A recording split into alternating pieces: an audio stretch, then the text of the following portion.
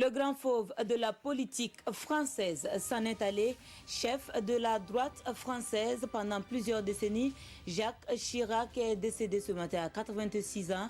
Créateur du RPR, aujourd'hui parti républicain, maire de Paris, ministre dans plusieurs gouvernements, Premier ministre et président pendant 12 ans. C'est un politique accompli qui a été affaibli depuis son AVC et qui vivait hors de la scène publique. Portrait de l'homme dans un instant. L'exploitation des ressources minérales et les opportunités d'industrialisation de l'Afrique. Voilà donné le ton pour la Samao 2019. La 4e édition de ce grand rendez-vous du secteur minier s'est ouverte ce matin. Les premières images de l'entame de cette édition. 40% de taux de réalisation à 2 mensualités de la fin du délai. La route Manga-Zabré peine à s'imposer. C'est ce qui ressort du constat fait sur le terrain par le ministre des Infrastructures. Détail complet dans un instant. Madame, Monsieur, bonjour et merci de nous suivre. Toutes nos excuses pour le retard enregistré dans le démarrage de cette édition.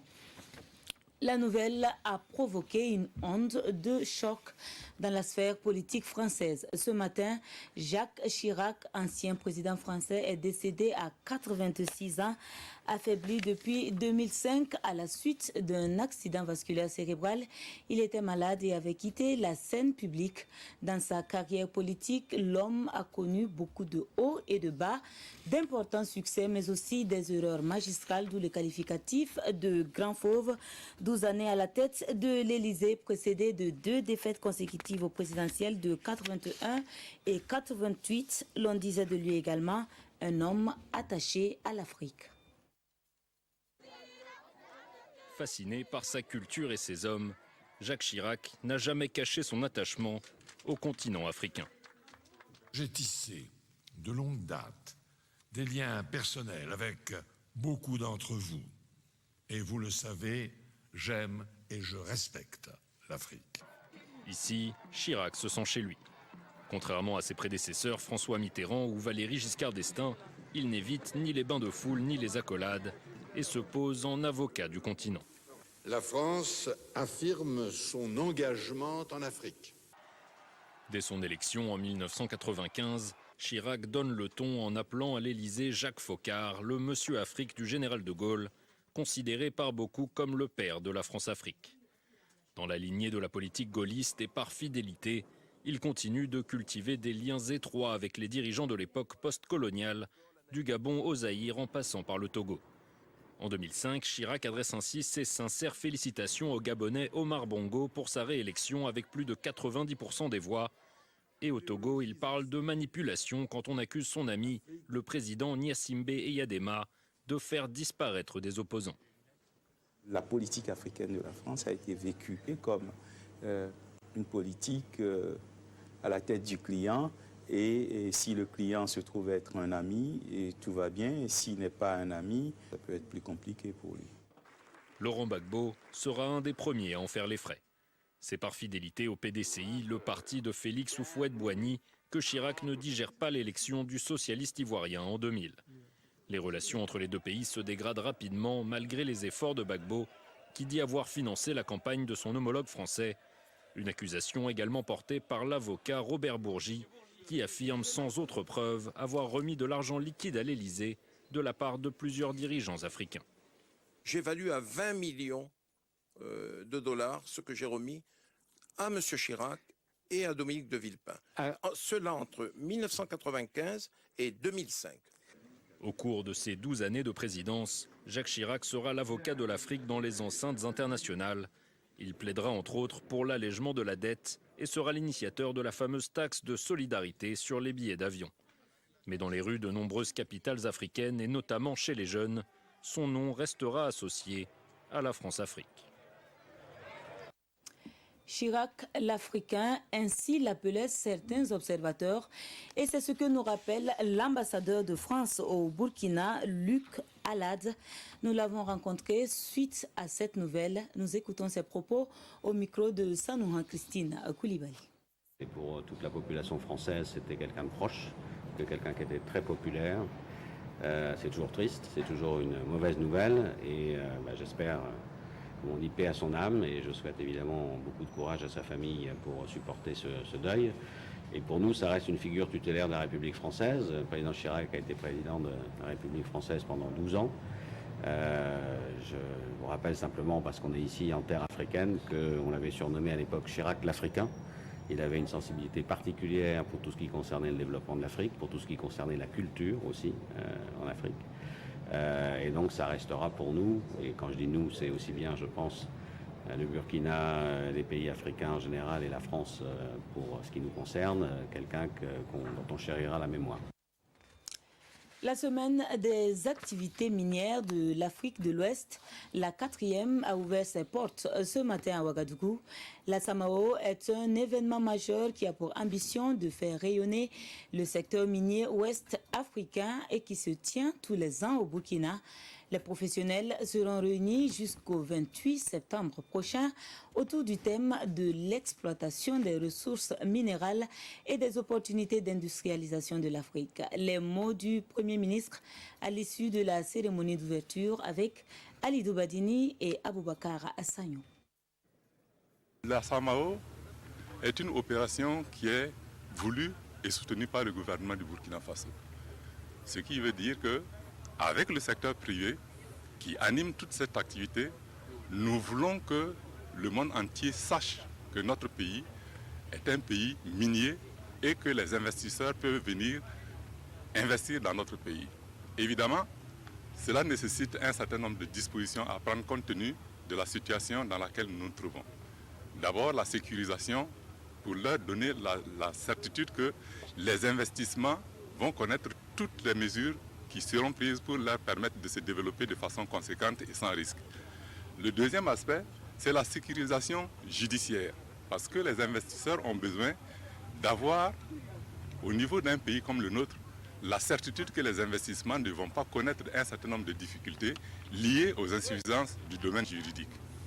Ceci étant, je crois qu'il est important de signaler que le secteur de la mine connaîtra toujours un soutien particulier du gouvernement pour lui permettre de se développer. Ça nécessite évidemment que le gouvernement mette en place un dispositif pour assurer la transparence de la gestion de nos mines et pour également faire en sorte que les miniers qui viennent investir dans notre pays puissent respecter les lois et les règlements de notre pays.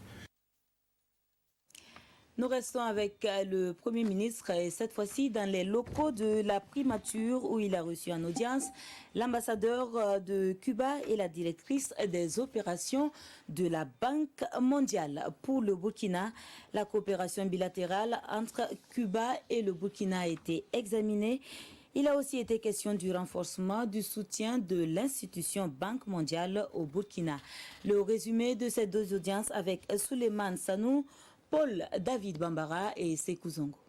L'ambassadeur de Cuba chez le Premier ministre Christophe Joseph Marie Dabire, Ana Maria Torreblanca et le Premier ministre burkinabé ont échangé sur la coopération bilatérale entre les deux pays. Pour la diplomate cubaine, les deux pays entretiennent de bonnes relations dans les domaines de la santé, de l'éducation, de l'enseignement supérieur et du sport.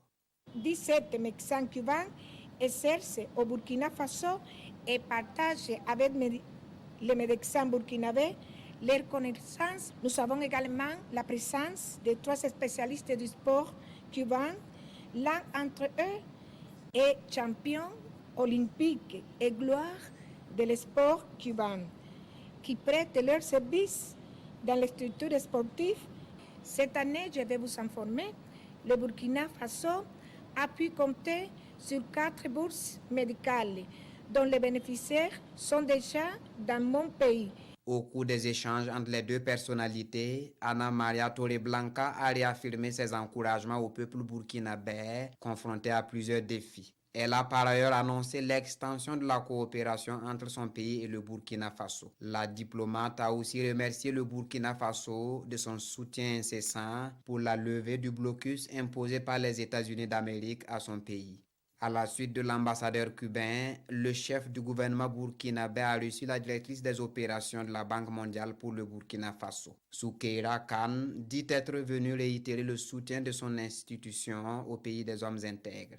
Nous avons pu faire le tour d'horizon de nos diverses interventions, notamment du projet agricole que nous avons signé aujourd'hui, et discuter des pistes, évoquer un certain nombre de pistes avec le Premier ministre pour davantage répondre à la situation sécuritaire, comment nos interventions, les programmes de développement qui sont mis en œuvre par la Banque mondiale. La Banque mondiale s'est également engagée à mener des actions pour la transformation structurelle de l'économie du Burkina, a indiqué l'hôte du jour.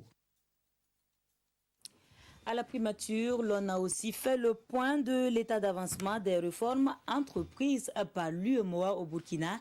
Il en est question entre le président du Conseil régional de l'épargne publique de l'institution et le Premier ministre Christophe Dabiré. Autre intérêt des échanges, l'organisation de l'institution sous-régionale et les nouveaux instruments à mettre à la disposition des agents économiques. Les détails de tout cela avec Nongba Kouda et Sekou Sango. Convergence de vues entre le Premier ministre burkinabé et le président du Conseil régional de l'épargne publique et des marchés financiers de l'UMOA. Au menu des échanges, la situation de l'état d'avancement des réformes entreprises par l'Union monétaire ouest-africaine dans le secteur des marchés financiers.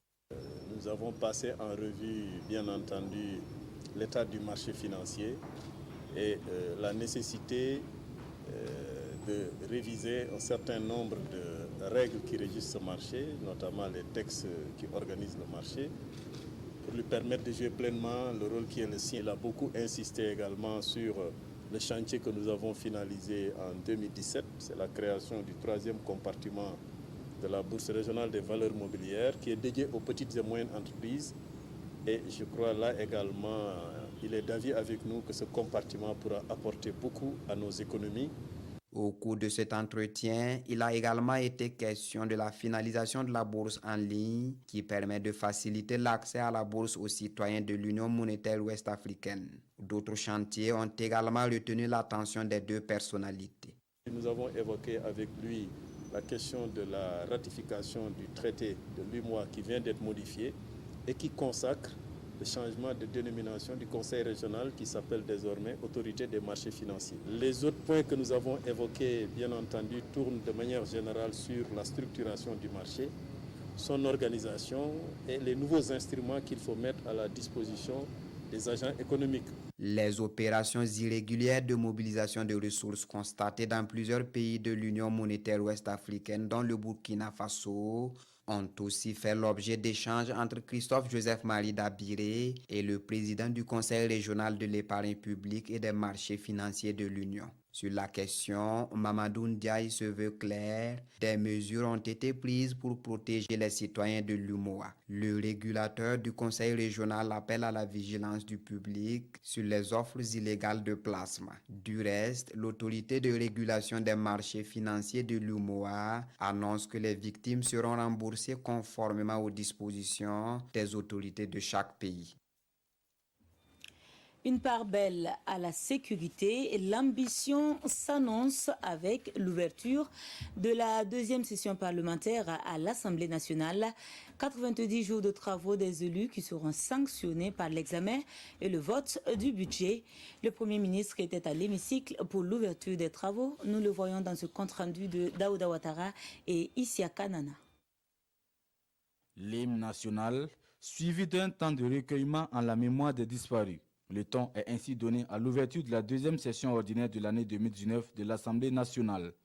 Cette session, dite session budgétaire, s'ouvre dans un contexte où le Burkina Faso est toujours en lutte contre des attaques terroristes et le président de l'Assemblée nationale d'indiquer donc que la sécurité occupera une place de choix dans les affectations des ressources de l'État. Pour que ce sacrifice suprême ne soit pas vain, à la suite de l'adoption de la loi de programmation militaire, qui a permis d'accroître les crédits au département de la Défense et de la Sécurité, et après la tenue d'une session extraordinaire sur la sécurité, le Parlement, dans le cadre de sa mission de contrôle de l'action gouvernementale, projette effectuer une mission d'information sur la gestion des crédits alloués à la lutte contre l'insécurité et sur le système de motivation des hommes sur le terrain. Et Alassane Bala Sakandé d'appeler à la solidarité à l'endroit des combattants tombés sur le champ d'honneur, mais aussi à l'égard des déplacés internes. J'exhorte les pouvoirs publics, notamment le ministère de l'Action sociale et de la solidarité nationale, à développer des initiatives plus hardies et plus volontaristes dans la gestion de cette urgence humanitaire. Cette exhortation s'adresse également à chacun d'entre nous, car ouvrir ses bras à tout concitoyen qui fuit les exactions terroristes, c'est poser un acte de résistance au terrorisme. La coopération sous-régionale et internationale constitue des niveaux pertinents de la lutte contre le terrorisme. C'est du reste la conviction du président de l'Assemblée nationale qui salue la tenue du sommet de la CEDEAO le 13 septembre dernier à Ouagadougou. Et la présence de parlementaires togolais et de la CEDEAO s'inscrit dans ce sens. L'un des grands défis sécuritaires communs à nos pays est la lutte efficace et efficiente contre le terrorisme, le radicalisme et l'extrémisme violent. C'est le lieu pour le Parlement togolais de réitérer son soutien au peuple frère du Burkina Faso. L'urgence d'une action concertée s'impose à nos États pour venir à bout de ces menaces. C'est dans ce contexte que nous venons aujourd'hui répondre à l'invitation de cette auguste Assemblée pour non seulement consolider les relations entre nos deux institutions, mais aussi avoir des échanges fructueux sur notre contribution en tant que parlementaire à l'atteinte des objectifs poursuivis par la CEDEAO. Cette deuxième session ordinaire de l'année 2019 de l'Assemblée nationale a également vu la validation du mandat de Karim Ouedraogo en remplacement de Salfo Théodore Ouedraogo, décédé le 30 juillet dernier. Après l'annonce, voici venue la mise en œuvre des projets décidés par le PADEL, la réalisation d'infrastructures socio-économiques. Ce 23 septembre, la pose de la première pierre des boutiques de rue a été effective avec l'accompagnement de certains membres du gouvernement. Cela s'est passé à l'est du Burkina, précisément à Fatangourma, et ce sont plus de 3 milliards qui sont mobilisés pour la première année. Pour les 3 années de mise en œuvre, un investissement de près de 11 milliards est attendu. Constat sur place avec Ousmane Ouedraogo et Ibrahim Assanou. La pose de la première pierre des boutiques des rues de la mairie de Fatangourma marque le lancement des travaux de réalisation d'infrastructures dans le cadre du programme d'appui au développement des économies locales PADEL. Pour cette première année, environ 3 milliards 200 millions de francs CFA seront investis dans la région de l'Est et plusieurs infrastructures sont concernées.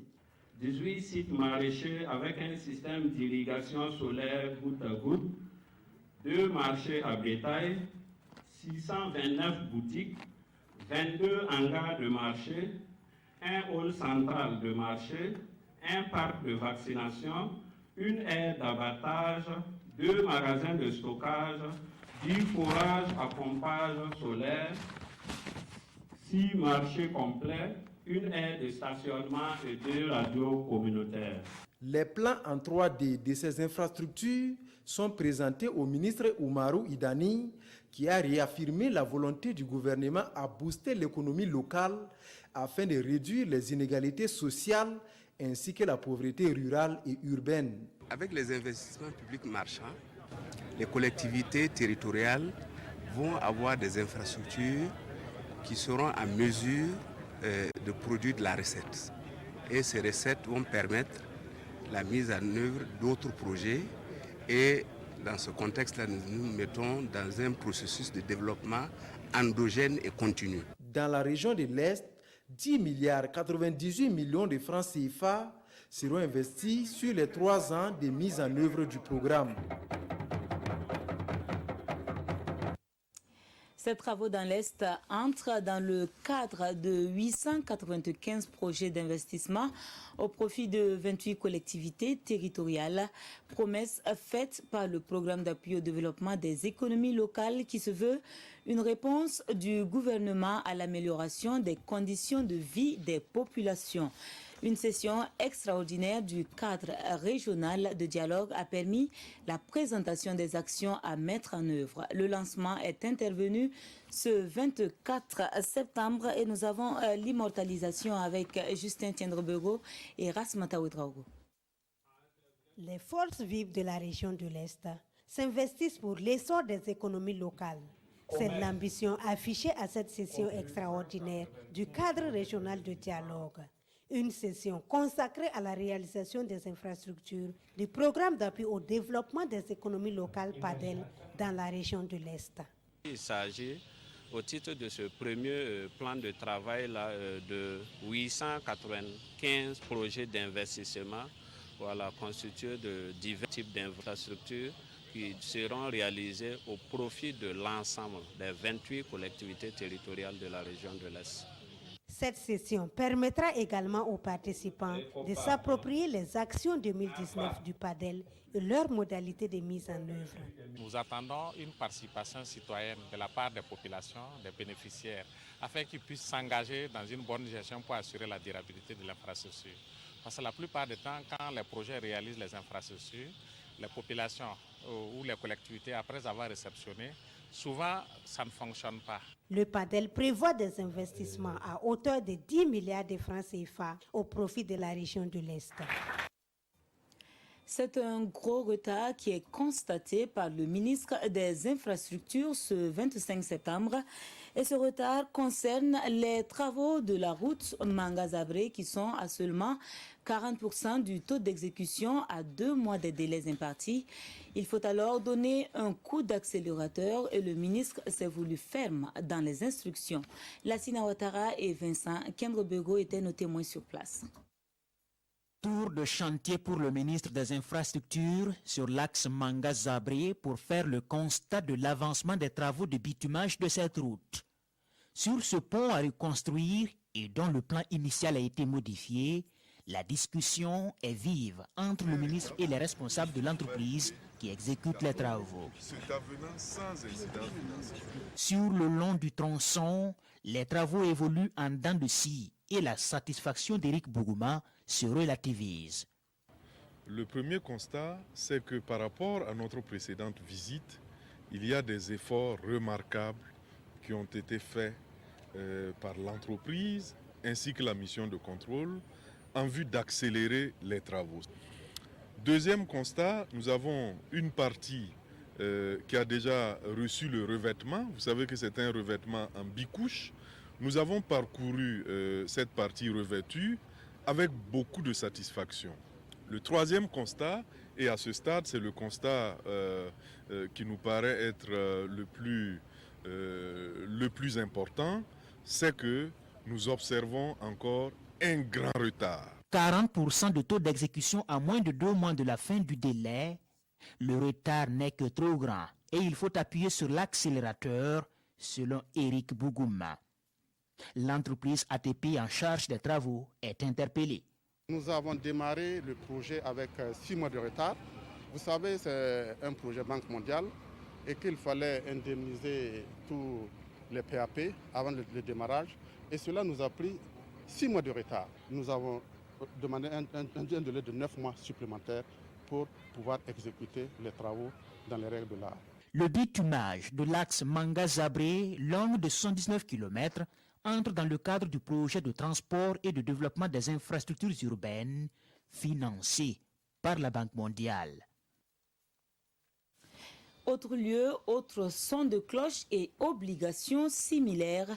Les travaux de réalisation de l'abattoir frigorifique en construction à Kaya sont à 90% exécutés, ce qui réjouit le ministre des Ressources animales sur le terrain pour le constat.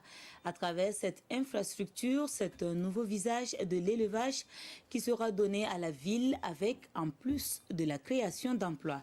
La visite guidée à travers la caméra de Siedi Larienne et la plume de Zalissa Sanfo. D'ici à fin novembre, les vrombissements de ces machines et tous ces branle-bas feront place à un abattoir frigorifique moderne ici à Kaya. Le taux de réalisation des travaux est estimé à 90%. Ça fait quand même longtemps que nous suivons le chantier. Les torts ont été partagés de part et d'autre. Mais l'un dans l'autre, aujourd'hui, nous sommes en tout cas à un stade où nous sommes satisfaits. Et cette fois-ci, c'est la bonne parce qu'on a tout ce qu'il faut ici. Il reste seulement des travaux de montage, des travaux d'aménagement. Donc, le délai de fin novembre sera respecté. En visitant les travaux de construction de cet abattoir, le ministre a surtout voulu encourager et inciter l'entreprise en charge des travaux à faire vite et bien pour offrir un nouveau visage à l'élevage, un nouveau visage à Kaya. L'un des problèmes que nous avons au niveau de l'élevage, c'est la transformation. C'est un centre de transformation de la viande qui va nous permettre d'exporter de la viande ailleurs, que ce soit à l'intérieur, Ouaga, Bobo ou dans les pays côtiers, au lieu des animaux que nous exportons souvent sur pied, avec tous les problèmes que nous rencontrons dans ce système de convoyage. Donc moi je pense que c'est tout un visage d'un pays qui va changer. Et dans cette même perspective d'une implication de tous pour une réussite du projet, le ministre a échangé ici à bâton rompu avec le conseil municipal de la ville, question d'expliquer les enjeux. Et ce marché à bétail en attente d'être inauguré va lui aussi permettre à l'abattoir de bien remplir sa mission. Le traitement des résidus du charbon actif dans l'industrie minière. Le thème est dans l'air du temps et regroupe à Ouagadougou près de 200 chercheurs, universitaires et techniciens des mines issus de plusieurs pays d'Afrique. L'initiative du colloque et du Centre national de la recherche scientifique et technique et de la Chambre des mines du Burkina. L'ouverture des travaux avec Frédéric Etienne Bassenga. Le traitement des résidus de charbon actifs en question dans les industries minières en Afrique. Ils sont environ 200 chercheurs, universitaires, ingénieurs, métallurgistes et experts venus des 4 coins du continent débattre autour de la question. L'utilisation du charbon actif dans le processus d'extraction de l'or, les enjeux liés au traitement des résidus de ce charbon actif, ils vont confronter leurs expériences pour trouver la solution la plus adaptée aux pays africains. Il peut y avoir des contraintes sur lesquelles le CNRSC, à travers ses réseaux scientifiques, va plancher en fonction des contraintes rencontrées au niveau minier, quelles sont les solutions que la recherche peut apporter. Il y a des solutions qui existent à travers nos résultats de la recherche, mais il y a des solutions auxquelles il faut investiguer pour apporter des solutions. La recherche est donc très attendue, surtout en termes d'innovation. Il s'agit de voir comment payer moins cher en utilisant des matériaux à portée de main. Il est possible également de préparer des charbons actifs à partir de nos ressources de nos déchets agroalimentaires que nous disposons. Dans certains domaines, on peut montrer une voie de préparation des charbons actifs au lieu de le payer toujours à prix d'or comme on a l'habitude de le dire. Si on pouvait le fabriquer de façon locale, ça pouvait réduire le coût d'extraction de ces minéraux-là que nous sommes en train d'étudier. Le charbon actif est un produit à haute teneur en carbone obtenu après un traitement à haute température de noix de coco. Il permet de fixer l'or mis en solution dans le cyanure. Le charbon actif, une fois l'or extrait, est recyclé après tamisage. Et ce sont les résidus de ce tamisage qu'on appelle charbon fin. Le charbon fin contient une part non négligeable de charge aurifère. Si elle n'est pas récupérée, elle s'en va avec les stériles de la mine et elle est perdue. Donc je pense qu'il y a un enjeu important à mettre en place des systèmes pour récupérer cet or, parce qu'en le récupérant, c'est de la valeur ajoutée pour l'industrie minière, c'est des ressources additionnelles et pour l'industrie minière et également pour l'État. Deuxièmement, il y a un volet environnemental. Le fait de le rejeter dans la nature, ça a un impact sur l'environnement. Le fait de le récupérer, c'est un impact qui est éliminé.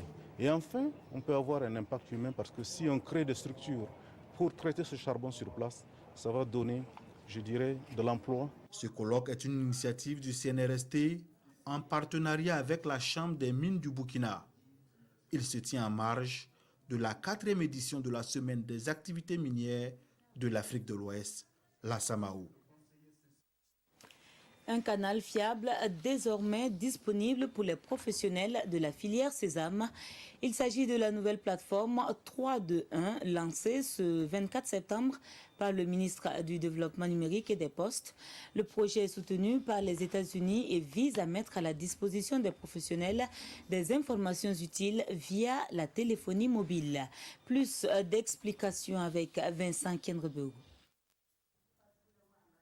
Tous à vos téléphones portables et composez 321 sur le réseau Orange. Vous tombez sur une plateforme d'actualité sur le marché de certains produits agricoles burkinabés, notamment le sésame.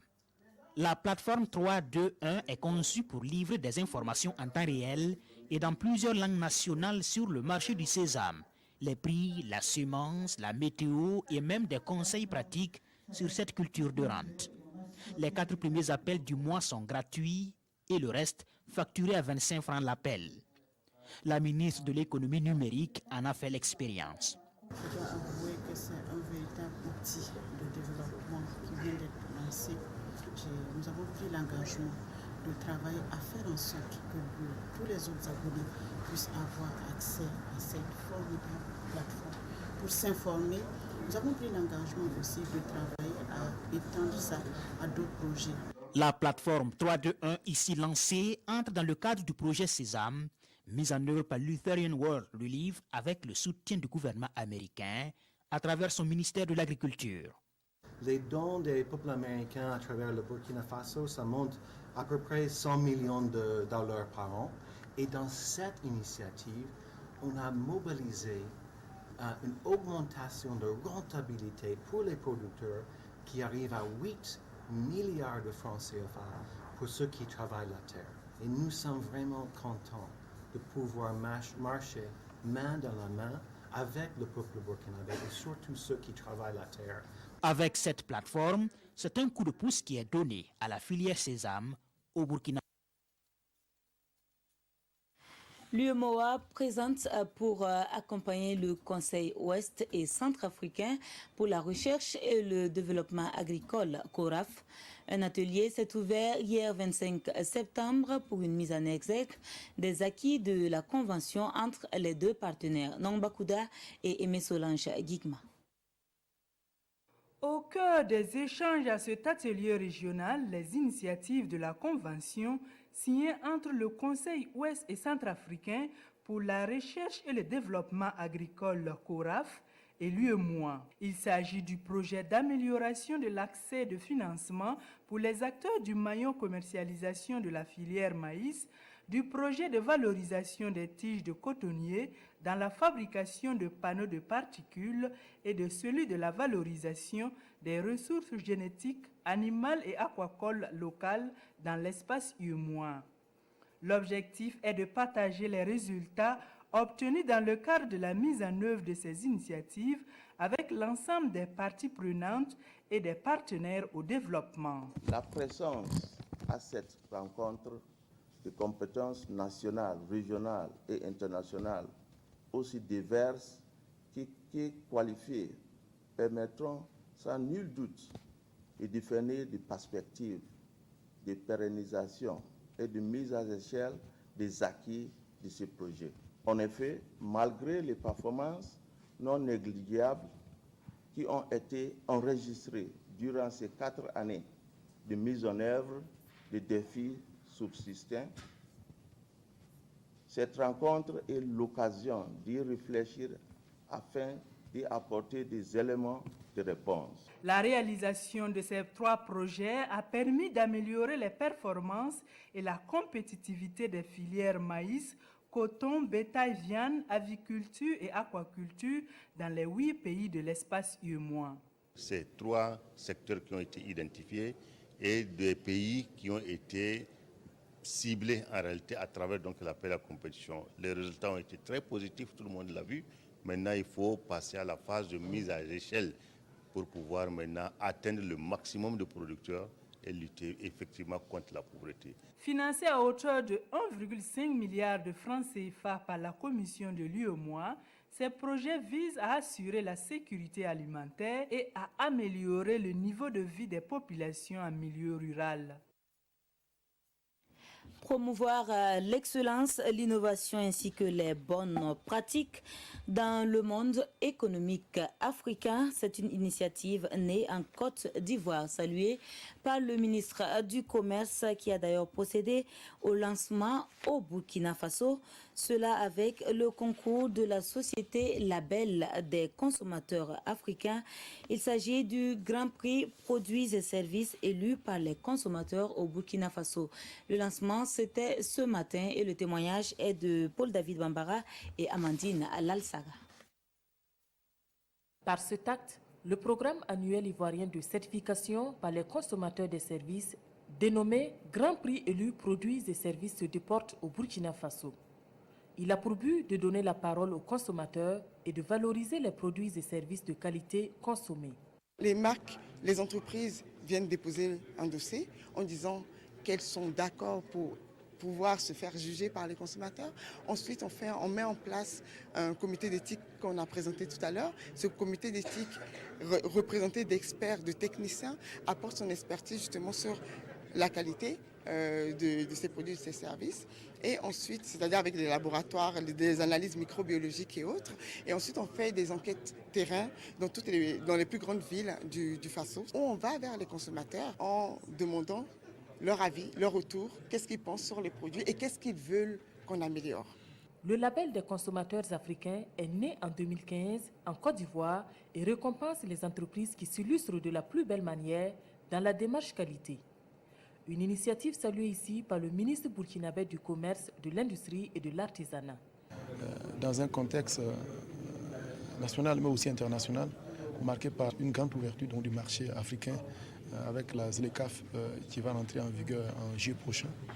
Vous comprenez très bien que pour aller sur ce marché-là, il est bon que nous ayons des produits de qualité. Nous avons démarré avec des processus de labellisation de quelques produits du terroir. Et aujourd'hui, cette initiative-là vient accompagner ces efforts qui ont débuté au sein du département pour que tout au plan national, nous puissions donc désormais avoir un label sur la qualité des produits que nous offrons sur les marchés. Le ministre Aruna Kaboré a réaffirmé l'engagement de son département à soutenir cet outil de lutte contre la vie chère et la contrefaçon au Burkina Faso. Et c'est ce qui referme l'édition de ce jour. Merci de nous avoir suivis. Je vous retrouve demain, Dieu voulant.